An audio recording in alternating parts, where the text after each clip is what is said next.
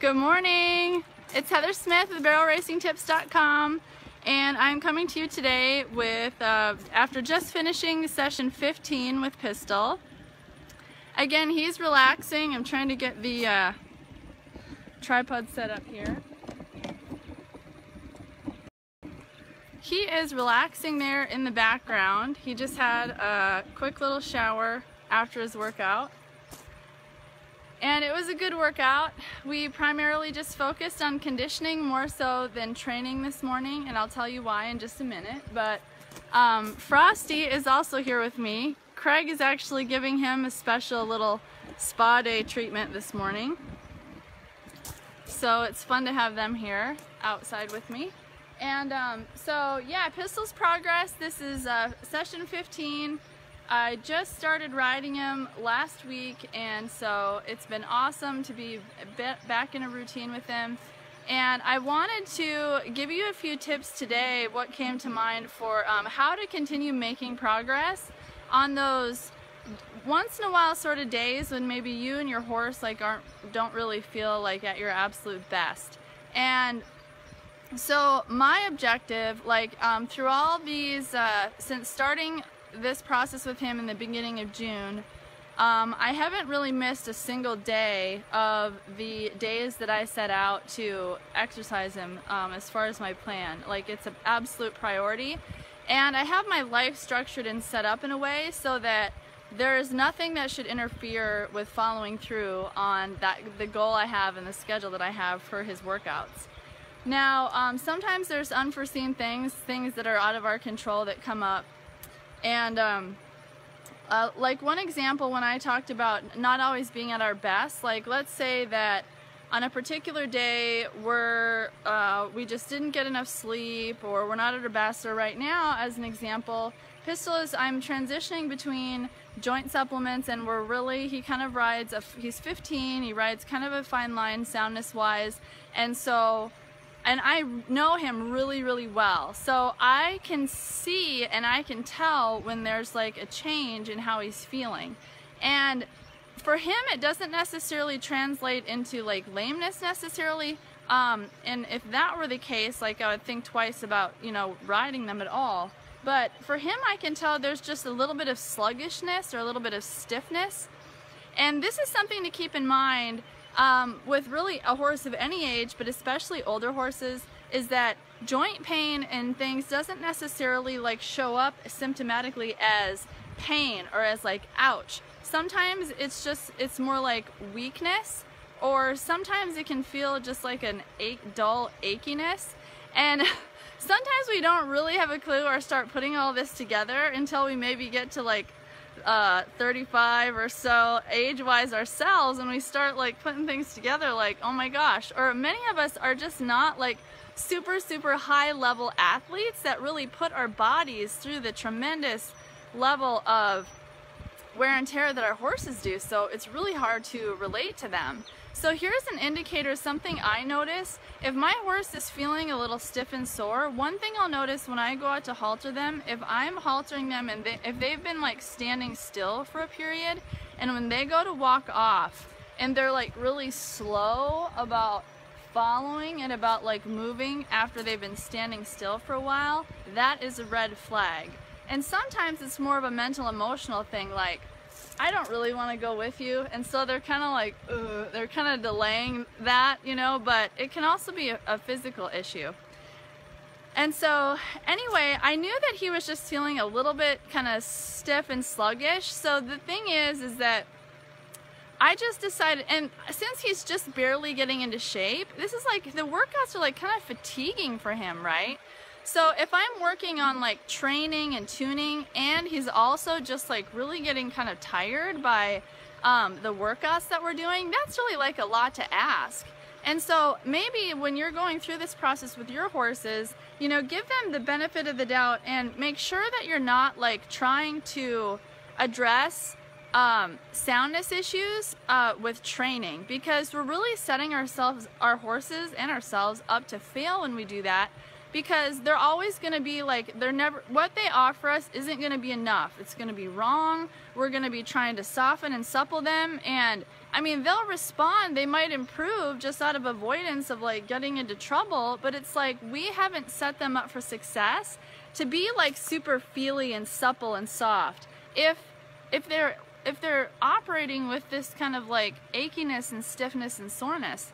And so that's something to keep in mind. It's just one way we can really set them up for success, is to make sure there is absolutely nothing in the way of them giving us their absolute best. What we want to do is to set them up so that when we ask them to do things, or when we're training and tuning on them, we're making it easy for them to say yes and offer what we want like really quickly, without having to like wrestle through or argue, or basically for us to have to constantly say no, no, no, that's not good enough, that's not good enough, you know. So basically what I just made today was like an exercise ride where I just kind of like let him pick the position and the form that he's comfortable with. And again, like even that's a stretch because he's out of shape, and so it's hot out, you know, and it's just fatiguing. So if I was to really expect him to be like super sharp athletic wise, when I know that he's feeling a little stiff and sluggish, when I know he's fatigued and we're just getting started in this process of getting into shape, it wouldn't really be fair. It would be like, it would be really difficult for him, and I want to set him up to make this as enjoyable and successful for him as possible. And so one thing is that I really don't want, I already cooled him out and he just had a bath, and I would like for him to be walking on the hot walker right now, but there's a reason why I didn't turn it on and talk to you at the same time, and let me tell you why. He hasn't been on the hot walker. We don't really use it that much other than in the summer months when it's really hot, or if I'm riding multiple horses and I'm needing a little extra help with warming up or cooling them down.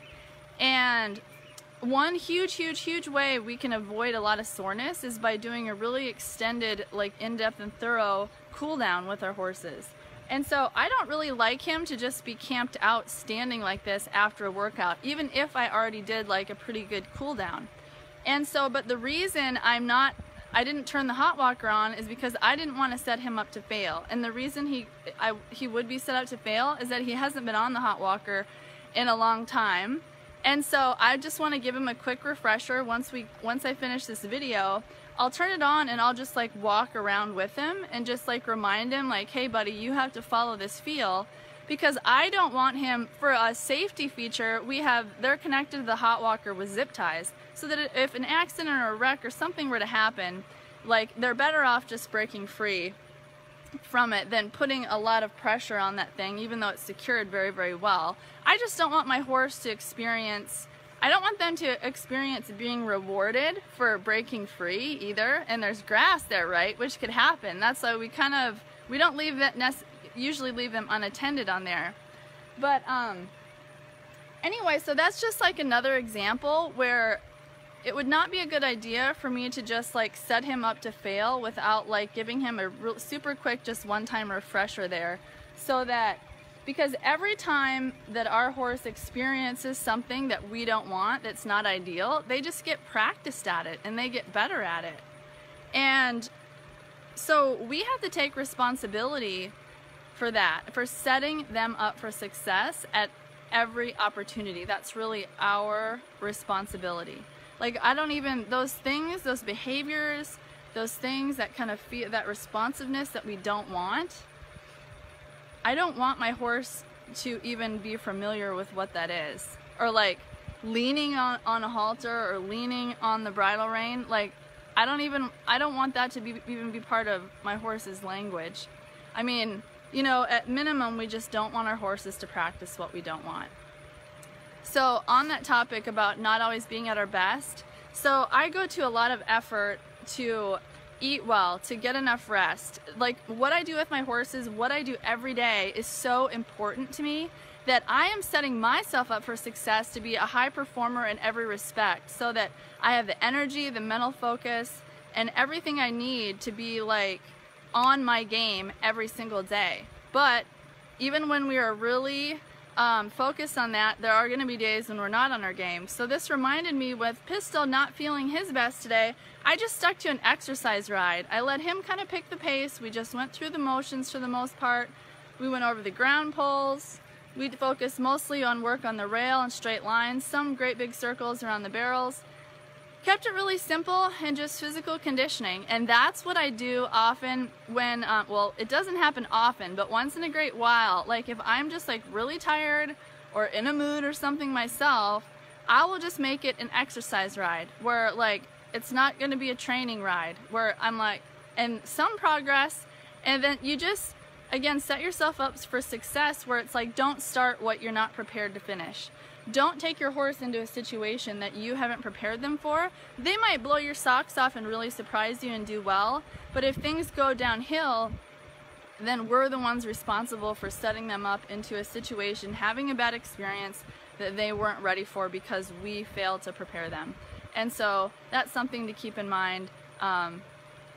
For always being able to like make progress no matter the circumstances, is doing everything we can to be very intentional and very purposeful about setting ourselves and them up for success. So thanks so much, Tammy. Thanks for tuning in. Awesome.